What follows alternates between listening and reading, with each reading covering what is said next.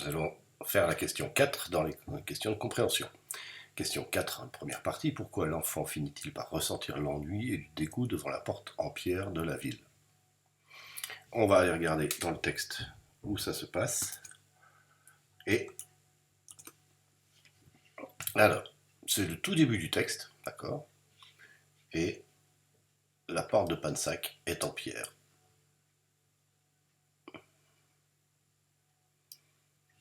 Elle est en pierre, cette porte. Mon père me dit même que je puis me faire une idée des monuments romains en la regardant. J'ai d'abord une espèce de vénération, puis ça m'ennuie. Je commence à prendre le dégoût des monuments romains. Donc, dans cette phrase, dans cette petite partie-là, il faut expliquer ce qui arrive à ce jeune homme en regardant cette porte. La deuxième partie, à l'inverse, à quoi s'intéresse-t-il en particulier et pourquoi? Alors, on n'est plus du tout dans cette partie-là. Là, maintenant, on va regarder juste en dessous. Les culasses de blé s'affaissent et se tassent comme des endormis le long des murs. Il y a dans l'air la poussière fine de la farine et le tapage des marchés joyeux. C'est ici que les boulangers ou les meuniers, ceux qui font le pain, viennent s'approvisionner. Alors, pour répondre à ces deux questions, c'est aussi comparer deux mondes. Le monde des Romains d'il y a 2000 ans, plus de 2000 ans, et le monde actuel de l'enfant qui bouge, qui vit. Donc dans vos réponses, vous pouvez comparer ces choses-là et expliquer que pour un enfant, c'est peut-être plus intéressant de regarder les choses vivantes, des choses dans le monde dans lequel il est à l'heure actuelle, que de regarder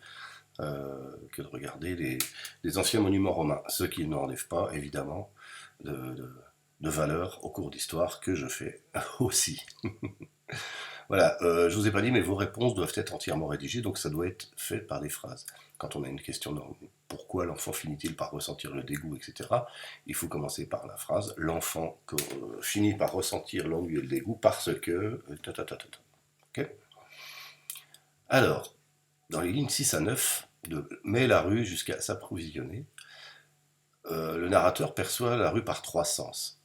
Donc, il faudrait justifier chaque sens par un élément du texte. Alors, je vous rappelle que les trois sens font partie des cinq sens, donc je vais vous rappeler quels sont les cinq sens. Les cinq sens, ce sont la vue, l'audition, le toucher, l'odorat et le goût. D'accord? Donc, parmi ces cinq sens, il faut que vous regardiez des mots dans cette partie du texte qui ont rapport avec trois de ces cinq sens. D'accord? Alors évidemment, le plus évident, c'est ce qu'il voit. C'est une description, donc il voit, donc on a forcément la vue. Mais il y en a deux autres à trouver dedans. Ok?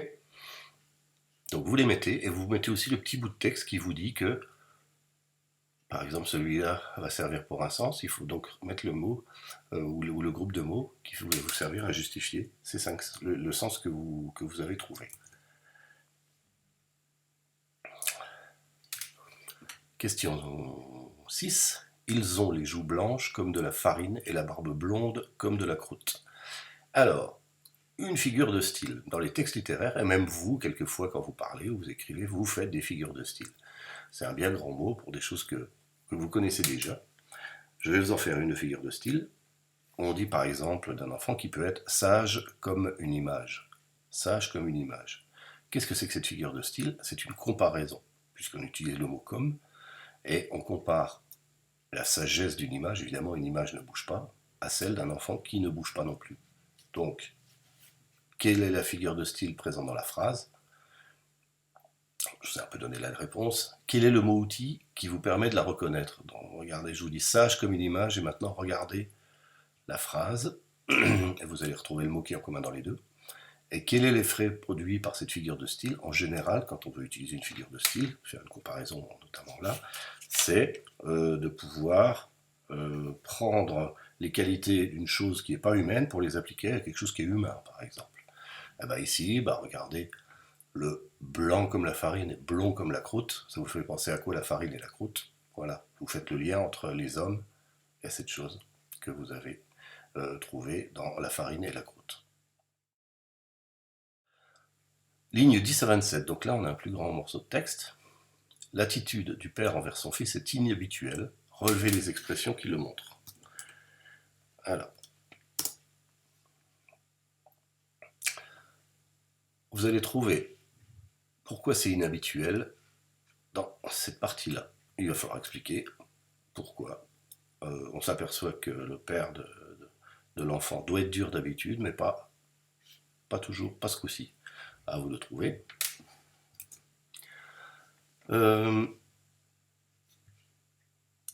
Pourquoi, à votre avis, le père change-t-il d'attitude à ce moment-là? Réfléchissez un petit peu au sujet de ce dont il va parler après. Est-ce qu'il va parler de choses frivoles, légères? Est-ce qu'il va faire une blague ou pas? Ou est-ce qu'il va parler de choses plus graves? Donc c'est des choses qui vont peut-être être plus importantes à ses yeux. En C, qu'a-t-il appris à son fils ce jour-là? Il a appris deux choses. Ces deux choses, vous allez en trouver une. Je vais enlever ça.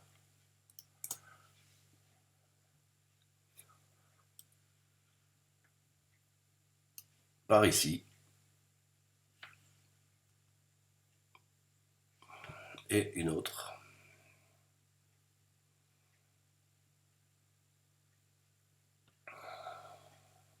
Plutôt par ici.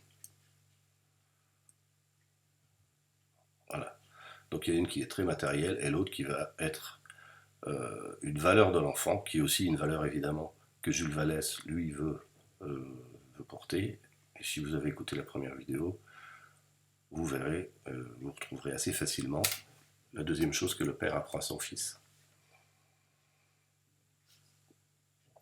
Ensuite, on va aller sur la lecture de l'image, donc je n'en ai pas encore parlé, mais on a aussi une image. Et on dit, qu'est-ce qui peut rapprocher cette campagne publicitaire du discours du père dans le texte? La campagne publicitaire, on l'a ici. On a donc une campagne publicitaire en 5 parties qui partent de choses très connues, parce que ce sont des fables ou des contes pour enfants que tout le monde connaît. Renard et le Corbeau, Blanche-Neige, Le Petit Poucet, Cendrillon et puis Podane. Et on a à chaque fois quelque chose qui est rajouté en dessous, comme gaspiller le pain peut vous perdre, apprenez à cuisiner les restes, etc. Donc c'est une campagne contre le gaspillage. D'accord? Donc quel lien vous pouvez faire entre le texte de Jules Vallès de 1881 et une campagne qui a eu lieu dans les années 2015 à 2020. Hein, voilà. Quels sont les moyens utilisés par cette campagne publicitaire pour vous inciter à changer de comportement? Justifiez votre réponse avec des éléments précis. Très simple à faire pour vous. Mettez-vous dans la situation de ce qui est écrit là. Et puis, essayez d'imaginer une situation qui vous touche, une situation qui vous est arrivée. D'accord? On a une situation, ici par exemple celle du pain, elle s'applique très exactement au texte qu'on voit, mais il y en a d'autres. Donc essayez de trouver des exemples pour vous qui montrent que la campagne incite à changer de comportement. Voilà, j'espère vous avoir aidé. Bon travail.